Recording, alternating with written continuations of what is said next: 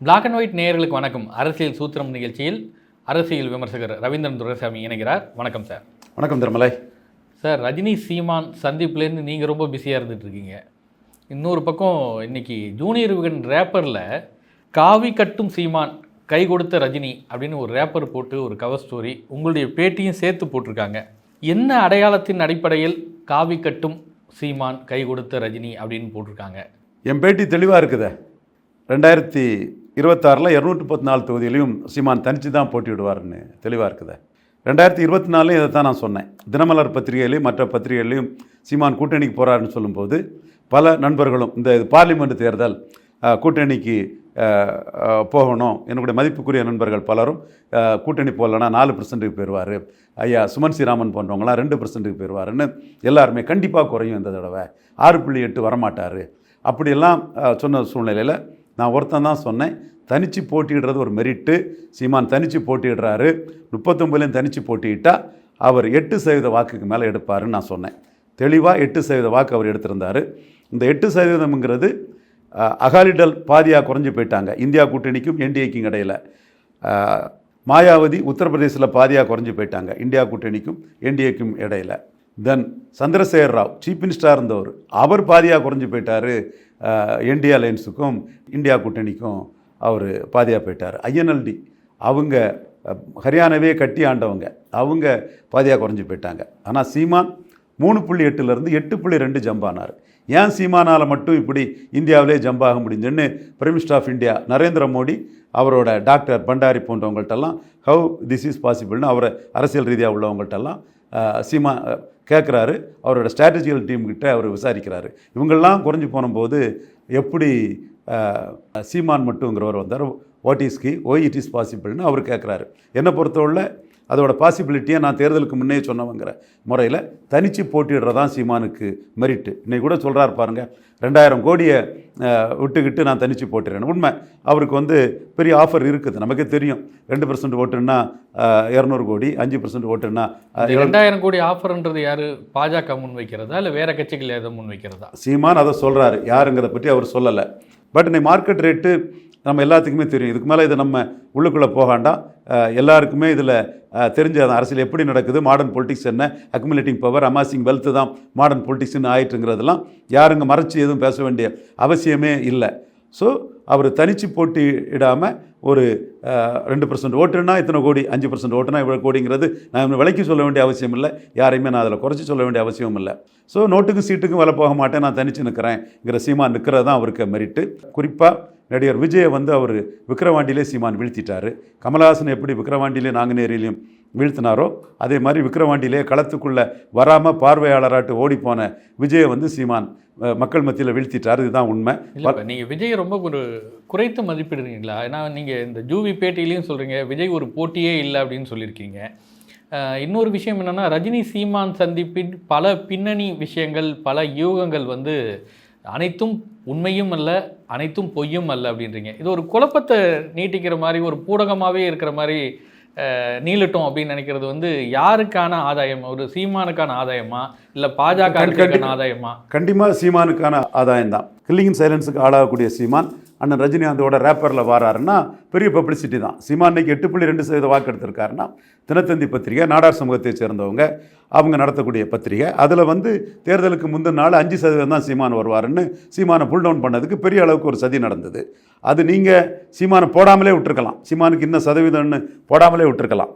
அவர் 8%க்கு தகுதியாக இருக்கக்கூடிய டைமில் நீங்கள் 5 போட்டதே அவரை கீழே இழுத்து போடக்கூடிய ஒரு பெரிய சதி திட்டம். இந்த சதி திட்டத்தில் யாரெல்லாம் இருந்தாங்கன்னா எனக்கு தெரியும். அப்போ இந்த மாதிரி ஒரு கில்லிங் இன் சைலன்ஸுக்கு மட்டும் இல்லை, ஒரு நெகட்டிவ் கேம்பெயினுக்கு ஆளான சீமான் தான் 2024 மக்களவைத் தேர்தலில் பெரிய வெற்றியை பெற்று மிகப்பெரிய நுண்ணிய அறிவு படைத்தவரும், இந்தியா ஃபுல்லாக ஒவ்வொரு முக்கிலையும் மூலையிலும் என்ன அரசியல் நடக்குங்கிறத இந்தியாவை ஒரு மேப்பாக வச்சு எந்தெந்த மாநிலத்தில் எப்படி எப்படி அரசியல் நடந்ததுன்னு 52 முதல் இன்று வரை நடக்க அரசியலை துல்லியமாக தெரிஞ்ச மிகப்பெரிய ராஜதந்திரியும் மிகப்பெரிய நுண்ணறிவு படைத்த தாமோதரதாஸ் நரேந்திர மோடியை எப்படி சீமான் இங்கே வந்துட்டாருங்கிறத பிஎம்ஓவில் பார்க்கக்கூடிய அளவுக்கு சீமான் மக்களவையில் சாதிச்சிருக்காருன்னா அந்த சாதனையை நான் தான் சொன்னேன். ஆனால் அவரை ஊடகங்கள் அவரை சிதைக்கிறதுக்கும் அவரை கில்லிங் இன் சைலன்ஸ் சிலதுக்கும் பண்ணாங்க. முன்னமே கில்லிங் இன் சைலன்ஸ் பண்ணவங்க 2024 சிதைக்கிற வேலையை பார்க்குறாங்க. தன்னை செதுக்கணும்னு அவர் ரொம்ப கான்ஃபிடென்ட்டாக நிதானமாக பண்ணுறாரு. Because he is very confident. ஏன்னா விஜய் சொல்லிடுறேன், விஜய் பண்ண தவறு கட்சி ஆரம்பிச்சுட்டு விக்கிரவாண்டியில் நிற்காமல் போனது, அது மிகப்பெரிய தவறு. கமல்ஹாசன் ஸ்ட்ராட்டஜி விஜய் எடுத்துட்டாரு. நான் தெளிவாட்டு டெம்ப்ளேட்டோட நடந்த விஷயத்தை வச்சு தான் சொல்கிறேன். கமல்ஹாசன் பெரிய ஸ்டாரு, விஜயை விடவும் கமல்ஹாசன் பெரிய ஸ்டார் தான். விஜய் வந்து இந்த 7 வருஷம் தான் ஆள், அந்த 7 வருஷம் தான் விஜய். இந்த 7 வருஷத்துக்கு முன்னாடி அவர் சூர்யா விக்ரம் பலருக்கு இடையில போட்டியாளர் தான் இருந்தார். இந்த 7 வருஷம் தான் அவர் வளர்ந்துருக்கிறார். கமல்ஹாசன் நம்பர் 2 பொசிஷனாக வந்து ஒரு பல ஆண்டு காலமாக எம்மா இருக்கக்கூடிய ஒரு கமல்ஹாசன், அவரே வந்து எடுத்த எடுப்பில் 3.7 எடுத்தவர் 1.1 எடுத்த சீமான்கிட்ட வீழ்ந்தாருன்னா, சீமான் விக்கிரவாண்டியில நாங்கள் நேரில் கேண்டிடேட் போட்டார், வாக்கெடுக்கல பெருசா, ஆனால் நின்னாரு. களத்தை விட்டு ஓடின கமல்ஹாசன் பலையினப்பட்டார்.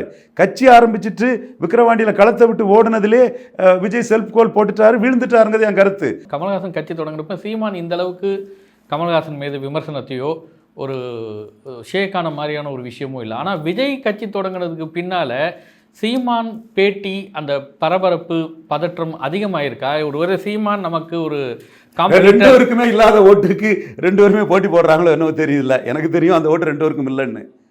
அடுத்த கேள்வி கேளுங்க. யார் 2 பேத்துக்கும் ஓட்டு? அங்கே 2 பேருக்குமே இல்லாத ஒரு ஓட்டுக்கு 2 பேரும் போட்டி போடுறாங்களோ எனக்கு தெரியலன்னு. அது புரிஞ்சவங்களுக்கு புரியும், அவங்களுக்கு புரியும், விஜய் கூட இருக்கிறவருக்கும் புரியும். அது இல்லாத ஓட்டுக்கு 2 பேருக்கும் ஒரு போட்டி. அந்த ஓட்டு அவங்கள்ட்ட இல்லை. அவங்க ஆர்எஸ்எஸ்க்கு எதிராக பிஜேபிக்கு எதிராக யார் தங்களுக்கு ப்ரொடெக்டரோ அவங்களுக்கு தான் போடுவாங்க.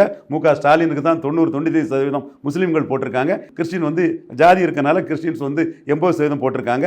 இன்னும் அந்த திசையில் தான் அது பயணிக்கும். இன்னும் சொல்ல போனால் அந்த திசையில் பயணிக்கக்கூடிய அளவுக்கு உதயநிதி ஸ்டாலின் தன் அரசியலை எடுத்துகிட்டு போகிறாங்க. இல்லாத ஓட்டுக்கு, அவங்களுக்கே இல்லாத ஓட்டுக்கு 2 பேருக்கு இடையில போட்டியை ஒருத்தர் கற்பனையாக உருவாக்கிட்டுட்டாரு. அது களம் தெரியாமல், உண்மை தெரியாமல், டேட்டா தெரியாமல் ஒருவர் உருவாக்கி விட்டுட்டார் நான் கருதுறேன். இப்போ நாம் தமிழர் சீமானுக்கு ஆதரவாக நீங்கள் கருத்து சொல்கிறீங்க. இந்த ரஜினி சீமான் சந்திப்புக்கு அவர் சீமானுக்கு எந்த அளவுக்கு அரசியல் வளர்ச்சி இருக்குது, வாக்கு சதவீதம் அதிகரிச்சிருக்குது, அது அப்படின்னு நீங்க பேசுறீங்க. ஆனா அதே நேரத்துல நாம் தமிழர் கட்சியில் இருக்கக்கூடிய சாட்டை துரைமுருகன், கார்த்திகை செல்வன் இவங்கெல்லாம் வந்து ரவீந்திரன் துரைசாமியை கொஞ்சம் கடுமையா விமர்சிக்கிறாங்களா, கொந்தளிக்கிறாங்களா? 2 பேரும் என் தம்பி மாறு, அவன் நல்லா இருக்குன்னு நான் நினைக்கிறேன். அவன் என்ன விமர்சிச்சா மகிழ்ச்சி, என்ன விமர்சிக்கல அவனுக்கு ஒரு முக்கியத்துவம் கிடைச்சுன்னா really by heart I am happy. ஏன்னா அவர் என்ன சொல்றாரு, இல்ல சாட்டை துரைமுருகன் RSS உடன் ரவீந்திரன் துரைசாமிக்கு நட்பு இருக்கலாம், மோடி மீது ஒரு ப்ரௌடு இருக்கலாம், ஆனால் வீரத்தமிழர் முன்னணி நாம் தமிழர் கட்சி எதற்காக வைத்திருக்கிறது, அது நோக்கம் என்னன்னு அவருக்கு தெரியுமா? இது வந்து சீமானை பின்னுக்கு தள்ளக்கூடிய அரசியல், RSS சித்தாந்தத்தை திணிப்பது அப்படின்றாரு. இல்லை சீமான் வந்து குழந்தை இல்லை, ரொம்ப ஸ்ரூடாக விஷயங்கள் தெரிஞ்சவர். இதுவரை சீமான் அரசியலில் எந்த ஃப்ளாவும் பண்ணலை. 2 ஃப்ளா பண்ணாரு நான் சொன்னோம்னா, விஜய் ஐ எம் வெயிட்டிங்னு சொன்னதும் waiting for Vijay to take Vijay subordinate, எனக்கு சபார்டினேட்டாக விஜய் எடுக்கிறதுக்கு தான் வெயிட்டிங்னு சொன்னார். அது சிலவர் அவரை ஏமாற்றிட்டாங்க. அந்த இடத்துல அவர் ஏமாந்துருக்க கூடாது. ஒன்று. அடுத்தால இன்னொரு ஃப்ளா அவர் பண்ணானா, இன்னொன்று ஃப்ளான்னு சொல்ல முடியாது, டைரெக்டாக அதிமுக அவர் எடுக்கலை, பட் அவருக்கு கட்சிக்காரங்களை அதிமுக போராட்டத்துக்கு அனுப்பி வச்சார். அந்த 2லையும் காட்ஸ் கிரேஸ் அவர் வந்து தப்பிட்டார்னு தான் நான் கருதுறேன். மற்றபடி சீமான் அரசியலில் எந்த ஃப்ளாவும் பண்ணலை, தப்பு பண்ணலை, தப்பு பண்ணக்கூடியவரும் அல்ல. அந்த 2 ஃப்ளாவிலையும் வந்து கடவுள் அருளால் சீமான் காப்பாற்றப்பட்டிருக்காருங்கிறது எனக்கு உறுதியாக தெரியுது. அந்த வகையில் சீமான் வந்து ரொம்ப நுணுக்கமான தெளிவான அரசியல்வாதி. அவர் எந்த ஃப்ளாவும் பண்ண மாட்டார். He knows things very well. அவருக்கு என்ன முடிவு எடுக்கணும் எதுன்னு தெரிஞ்சவர். தானே தரையிலிருந்து எழும்பி வந்த ஒரு ஆள். கீழ்மட்டத்திலிருந்து ஏழ்மையில் ஏழை மக்களின் துயரங்களை தெரிஞ்சு மக்களில் ஒருத்தராக எழும்பி வந்தவர். அவருக்கு மக்கள் உணர்வு தெரியும். பட் ஒரு கட்டத்துக்குள்ள இல்லாத ஓட்டுக்கு ஏதோ சீமானுக்கும் விஜய்க்கும் சிலர் ஆசையை காட்டி அந்த இல்லாத ஓட்டை நமக்கு தானே அவங்க கற்பனையாக பண்ணதில் ஒரு கற்பனையான ஒரு இது வந்துடுச்சு. அதில் தான் என் தம்பி விஜய்னு சொல்லிட்டாரு. உண்மையிலே அந்த ஓட்டு திமுக கழக தலைவர் ஸ்டாலின்ட்டையும் RSSக்கு எதிராக திமுக காங்கிரஸ் கூட்டணியிலையும் இருக்குங்கிறதான் என்னோட பார்வை. மற்றபடி சீமானுக்கு பார்வையில் எதிலுமே இந்த தப்பு இல்லை. He knows have to take decision. ரொம்ப தெளிவாக துல்லியமான சுயம்பா எழும்பி வந்த தலைவர், சுயமாக முடிவெடுக்கக்கூடிய ஒரு தலைவர். அதுக்காக சீமானு நானும் சகோதரன் இல்லைன்னு ஆயிராது. ஐடியாலஜி பார்த்தா நான் வந்து சீமானுக்கு எனக்கு வந்து டைமெட்ரிக்கலி ஆப்போசிட்டு தான். பல முறை மோடியை பற்றி அவர் சொல்லக்கூடிய எதுவுமே எனக்கு ஏற்புடையது கிடையாது. தென் அவர் ராவண பெரும்பாட்டன்னு தமிழ் பெரும்பாட்டன்னு சொல்லுவார். ராமணன் பிராமணனுங்கிற அந்த தேரியில் காத்தவரி அர்ஜுன் மகாராஜ் பரசுராமன் தேரியில் ஒரு பேன் இண்டியாவாக இந்து சமூகங்கள் ஒன்றிணையணுங்கிற எண்ணம் கொண்டவர். அவர் தமிழ் தேசியத்தில் முழுமையானவர். நான் what is the language of a dumb fraternity is something more than தேட்னு பண்டாரி, ஜெய்ஸ்வால், அலுவாலியா, ஈழவா, சிவகரே, நாடார், ஈடிகா இவங்கெல்லாம் ஒன்றிணைஞ்சு ஒரு இந்திய சமூகம் இணையணும், மோடிக்கு ஒரு பேக்கிங் கம்யூனிட்டியாக அது வரணும்னு நான் நினைக்கக்கூடியவன். மோடிக்கும் தெரியும், மோடிக்கு பிஎம்ஓவில் இருக்கவங்களுக்கும் தெரியும், எல்லாருமே என்ன அதை பற்றி தெரியும். பட் சீமான் பெர்டானிட்டி என்னோட சகோதரன் தான், அதுதானே தவிர கொள்கை 100க்கு 100 வேற. அது சீமானுக்கும் துல்லியமாக தெரியும், எனக்கும் துல்லியமாக தெரியும். நீங்கள் சாப்பிட்டுட்டு இருக்கும்போது கூட சொல்லுவார், டே பீஃப் வைக்காதடா, அண்ணன் சாப்பிட மாட்டார்டா, அண்ணனுக்கு பீஃப் வைக்காதடான்னு அலுவலகத்தில் சாப்பிட்டுட்டு இருக்கும்போது சீமான் என்ன சொல்லுவார். சீமானு என்ன நல்லா புரிஞ்சவர் தான். சாட்டை துறைமுருகன், இடும்பாவன் கார்த்திக் என் தம்பிமார் தான். அவங்க வளர்ச்சியிலையும் அவங்க உயர்விலையும் நான் உண்மையான உளமாற ஒரு விருப்பம் கொண்டவன் தான். என்ன அவங்க விமர்சிக்கிறது அவங்க உரிமை, அவங்க தாராளமாக விமர்சிக்கலாம். 2024 சீமான் எடுத்த வாக்குகளை மோடி கேட்டு தெரிஞ்சுக்கிட்டார் எப்படி இதுன்னு. நீங்கள் இந்த பேட்டியில் 2026 சீமான் தனித்து தான் போட்டியிடுவார்னு சொல்கிறீங்க. ஆனால் சில பத்திரிகைகள் பாஜகவுடன் கூட்டணி அப்படின்லாம் சொல்கிறாங்க, முதலமைச்சர் வேட்பாளர் பாஜகவில் அப்படின்னு சொல்கிறாங்க. ஒருவேளை நீங்கள் பிரதமர் மோடி சீமானுடைய வாக்கு சதவீதத்தை பார்த்ததாக சொல்வதற்கும் இந்த கூட்டணி இவங்கள் கட்டமைப்பதற்கும் எதுவும் தொடர்பு இருக்குதா? அதாவது ராகுல் காந்தி டிஸ்குவாலிஃபிகேஷன் ஆனபோது ராகுல் காந்திக்கு ஆதரவாக சீமான் பேசும்போது எனக்கிட்டே டெல்லியில் உள்ள சோர்சஸ் வந்து என்ன படுகொலை பண்ணவங்களுக்கு ஆதரவாக டிஸ்குவாலிஃபிகேஷனை சீமான் பேசுகிறாங்களேங்கிற ஒரு வார்த்தையை அவங்க சொன்னது உண்மைதான். ஸோ மோடி எல்லாத்தையுமே வாட்ச் பண்ணிட்டு தான் இருக்கிறார். ரொம்ப நுணுக்கமாக ஒவ்வொரு விஷயத்தையும் மோடி வாட்ச் பண்ணிட்டு தான் இருக்கிறாரு. அந்த வாட்ச் பண்ணிட்டு இருக்கிறாரு. சீமானுக்கு வளர்ச்சியை மோடியை பார்க்குறாருனாலே எல்லாமே முடிவாயிட்டு நம்ம எதிர்பார்க்க முடியாது. ஒவ்வொருத்தரும் அவங்கவுங்க வளர்ச்சிக்கு அவங்கவுங்களுக்கு எது நன்மைங்கிறதுல பார்ப்பாங்க. ஸோ ராகுல் காந்திக்கு ஆதரவாக சீமான் ஒரு வார்த்தை ஃப்ரீடம் ஆஃப் ஸ்பீச்சா டெமோக்ராட்டிக் ரைட்டா ஏதோ ஒரு இதில் நான் சொன்னங்கிற மாதிரி அதை சொன்னார். பட் இனத்தை அழிச்ச ராகுல் காந்திக்கு ஆதரவாக இவர் பேசுகிறாருங்கிற ஒரு எண்ண ஓட்டம் பாஜக தலைமைக்குள்ளே இருந்தது 100க்கு 100 உண்மை. அவங்க இதை வாட்ச் பண்ணுறதும் உண்மை தான். ஏன் சோனியா காந்தியும் வாட்ச் பண்ணுறாங்களே, அவர் மட்டும் வாட்ச் பண்ணலை. காங்கிரஸுக்கு இதில் இருக்கக்கூடிய சுனில் கனகுல் போன்றவங்களும் சீமான் எப்படி 8% வந்துட்டாருன்னு வாட்ச் பண்ணுறாங்களே. சுனில் கனகுல் போன்றவங்களாம் 4% தான் இது பண்ணாங்க. ஜான் ஆரோக்கியசாமி எல்லாம் 4% தான் இது பண்ணாங்க. பிரசாந்த் கிஷோர் எல்லாம் தமிழ்நாட்டில் வந்து எல்லாத்தெல்லாமே பேசக்கூடிய ஒரு சீமானுக்கு 8ங்கிறத பேசலை. ரவீந்திர துரைசாமி மட்டும்தான் 8 வரும்னு சொன்னாப்புல. இப்போ ரவீந்திர துரைசாமி ஒன்று சொல்கிறான்னா அதில் உண்மை இருக்குங்கிற கிரெடிபிலிட்டி எனக்கு டெல்லியில் இருக்குது. அப்போ அதை அவங்க பார்க்குறாங்க. அவங்க வாட்ச் பண்ணுறத, அவங்க பார்க்குறத 2029 ஜெயிக்கணும்னு முயற்சி பண்ணக்கூடியவங்க அதை வாட்ச் பண்ணுறதை நம்ம எப்படி தவறுன்னு சொல்ல முடியும்? ரவீந்திரன் துரைசாமியோட கணிப்பு இவ்வளவு கரெக்டாக இருக்கும்போது 2026 சட்டமன்ற தேர்தலில் நாம் தமிழருடைய வாக்கு வங்கி எப்படி இருக்கும்?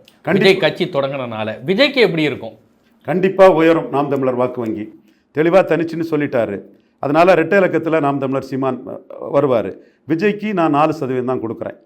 அது கண்டிப்பாக விஜய்க்கு இதோட கூடுதல் வந்திருக்கும். அவர் வந்து 2 தவறு பண்ணிட்டார். முதல் தவறு விக்கிரவாண்டியில் கட்சி ஆரம்பிச்சுட்டு லெட்டர் பேடாக இருந்து கண்டஸ்ட் பண்ணாதது. விக்கிரவாண்டியை விஜய் சென்ட்ரிக் எலெக்ஷனாக மாற்றிருக்கணும். நீங்கள் விஜயகாந்த் மாதிரி கட்சி ஆரம்பிக்கிறதே இடைத்தேர்தலாம் முடிஞ்ச பிறகு ஆரம்பிச்சிருக்கணும். ஆரம்பித்தா லெட்டர் பேடாக இருக்க முடியாது. நீ லெட்டர் பேட் ஆகிட்ட 1 இயர் நான் 1 இயர் போலீஸ் ஸ்டேஷனில் தாக்கு பிடிக்க முடியாது. இப்போ பராரியாரியா பஞ்சா பறந்துருவேன், ஆடிக்காத்தில் பறக்கிற அம்மி மாதிரி கறந்துட்டேன்னு பயந்து ஓடிட்டேன்னு நம்ம நக்கல் நையாண்டி அடிக்கக்கூடிய அளவுக்கு விலகி போயிருக்கக்கூடாது. அந்த இடத்துல சீமான் வந்து 10,000 ஓட்டு எடுத்தாலும் நின்னாரியா, அவன் நிற்கிறான்யா, அந்த 1 இயர் நான் 1 இயர் போலீஸ் ஸ்டேஷனை மீறி நிற்கிறாயாங்கிறதுல சீமான் மக்கள் மத்தியில் பதிவாயிடுறாரு. அடுத்த தவறான வியூகம் அவருக்கு என்னென்னா, சீமான மாதிரி 234 நிற்போன்னு சொல்லியிருக்கணும். கூட்டணி ஆட்சியை பிடிப்போம், வந்தா மந்திரி சபை கொடுப்போம்னு சொன்னார். கடை விரித்தேன் கொள்வார் இல்லை. அப்போ நீங்கள் சொல்கிறீங்க, ஒரு கிளைமை வைக்கிறீங்க, உங்கள் கிளைமுக்கு யாரும் எட்டி பார்க்கலையே. 39,000 ஓட்டு மட்டும் 2021 எடுத்த புதிய தமிழன் கிருஷ்ணசாமி, அதுவும் நாம் தமிழர் கேண்டிடேட்டை விட ஒட்டப்படாரத்தில் அவரே நின்று குறைஞ்ச ஓட்டு எடுத்த கிருஷ்ணசாமி 2024 1/4% ஓட்டு, 22% ஓட்டு இரட்டை சின்னத்தில் எடுத்தார். தமிழக அளவில் 1/4% ஓட்டு, 1/4% ஓட்டு எடுத்த கிருஷ்ணசாமி மட்டும்தான் விஜயால கூட்டணி ஆட்சிக்கு வந்துடலாம், மந்திரி சபையில் இடம் பெற்றலான்னு விஜய்க்கு ஆதரவான ஒரு குரல் கொடுக்குறாரு. எவ்வளவுக்குள்ள ஒரு காமெடி சீனாட்டு இது இருக்குது. அப்போ இந்த 2 காமெடி சீனையும் உருவாக்கின விஜய் தான் வீழ்வாருங்கிறேன். நான் கணிச்சு புள்ளி வரத்தோடு தான் சொல்கிறேன். டேட்டாவை கண்டு விஜய்க்கு பயம்னா என் டேட்டா அவர் தப்பு பண்ணிட்டாரு, அவர் சார்ந்தவங்க தப்பு பண்ண வச்சுட்டாங்கிறத அடித்து ஆணித்தரமாக சொல்கிறேன். இதுதான் விஜய்க்கு பலகீனமாக சொல்கிறேன். இன்னும் சொல்ல போனால் விஜய்க்கு தவறு என்னென்னா, எடப்பாடி பழனிசாமி விஜய் கூட்டணிக்கு வராருன்னு சொல்கிறாரு. 48 மணி நேரம் என் சைலண்டாக இருந்தார். அப்புறம் 80 சீட்டுன்னு ஒரு நியூஸ் வருது. அதுக்கும் நீங்கள் உடனே ரியாக்ட் பண்ணியிருக்கணும். 24 மணி நேரம் சைலண்டாக இருந்து ரியாக்ட் பண்ணுறீங்க. அப்போ நீங்கள் வந்து ஒரு கிளாரிட்டி இல்லை, உங்கள்கிட்ட உறுதியான நிலைப்பாடு இல்லை. சீமான்ட்ட உறுதியான நிலைப்பாடு இருக்குது.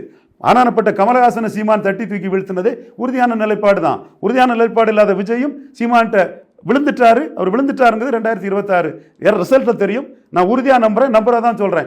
1000 பேர் ஏற்று நின்னாலும் உண்மையும் நேர்மையும் என்கிட்ட இருக்கும்போது இருட்டை கிழிச்சிட்டு ஒரு வெளிச்சமாட்டு என் கருத்து இருக்கும். அது இவ்வளோ அரசியல் நுணுக்கங்களையும் தேர்தல் டேட்டாக்களையும் அடுக்கி கொண்டு இருக்கக்கூடிய ரவீந்திரன் துரைசாமி சிவகார்த்திகேயன் சினிமாவை ரொம்ப ஸ்லாகித்து பேசுறதுக்கு என்ன ஒரு விஷயம் என்னன்னா, ஜூவியில் ரஜினிகாந்த் உச்சி முகர்ந்தார் சிவகார்த்திகேயன் உங்கள் பேட்டியில் சொல்லியிருக்கீங்க. பேன் இந்தியா நடிகராக வரார் அவர் அப்படின்னு இருக்கீங்க. சினிமா அந்த ஈடுபாடு அப்படின்றது உங்களுக்கு ரவீந்திரன் துரைசாமிக்கு இருக்குது, அதனால சிவகார்த்திகேயனை சொல்கிறீங்களா, இல்லை சிவகார்த்திகேயன் எதிர்காலத்தில் அரசியலுக்கு வருவார் அப்படின்ற ஒரு எண்ணம் நம்ம பார்க்கலாமா? நடிகர் விஜய் கோட் படத்தில் எனக்கு பிறகு சிவகார்த்திகேயன் தான் சொல்லியிருக்காரு. அதுக்கு நான் நடிகர் விஜயை பாராட்டுறேன். அவரும் சினிமாவை புரிஞ்சுக்கிட்டாரு. தானே இயல்பா ஜாதி மதம் மொழி அரசியல் எந்த பின்னணியும் இல்லாமல் சிவகார்த்திகேயனுக்குள்ள மார்க்கெட் ரேஞ்சுங்கிறது அசாத்தியமானது, அபாரமானது. டாக்டர் படத்தை அவர் நிறுத்தினாலும் சரி, டான் படத்தை அவர் நிறுத்தினாலும் சரி, தோளில் சுமந்து ஒரு படத்தை நிறுத்தியிருக்காருங்கிறத விஜய் ரெகனைஸ் பண்ணியிருக்காரு. அண்ணன் ரஜினிகாந்த் ரெகனைஸ் பண்ணுறாப்புல, எல்லாருமே ரெகனைஸ் பண்ணுறாங்க. சிவகார்த்திகேயன் எல்லாராலும் ஏற்றுக்கொள்ளப்பட்டவர், எல்லாத்துக்கும் நல்ல பிள்ளை. ரஜினி ரசிகரான சிவகார்த்திகேயனை கமல்ஹாசன் தன் கம்பெனியில் படம் எடுத்திருக்காரு. கமல்ஹாசன் அந்த படத்தின் ப்ரொடியூசருங்கிறதுக்கே கூடுதல் ஆடியன்ஸ் கிடச்சிது. ஸோ இப்படி பல மெரிட்டு சிவகார்த்திகேயனுக்கு இருக்குது. அந்த உண்மையை நானும் சொல்கிறேன். மற்றொரு நேர்காணல் சந்திப்போம். நன்றி.